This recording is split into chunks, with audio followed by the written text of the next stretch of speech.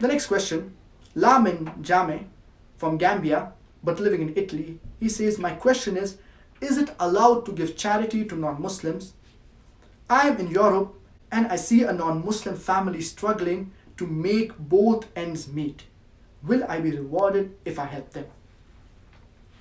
So the brother's basic question is that is it permitted to give charity to non-Muslims? Allah subhanahu wa ta'ala says in Surah Mumtahina, chapter number 60, verse number 8, that Allah subhanahu wa ta'ala does not prohibit you from dealing with kindness and justice with those people who have not fought you nor have driven you out of your lands.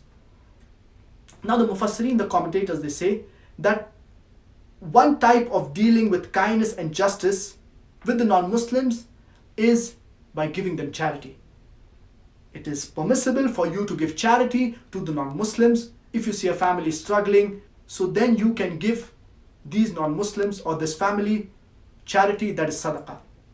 And our beloved Prophet Muhammad, peace be upon him, said that he is not a Muslim who sleeps with his full stomach while his neighbor is hungry.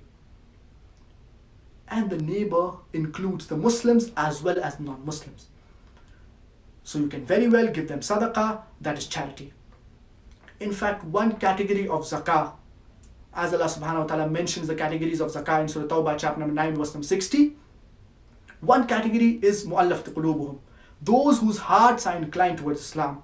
So if you see a non-Muslim, his heart is inclined towards Islam, he wants to accept Islam, even he can be given zakah.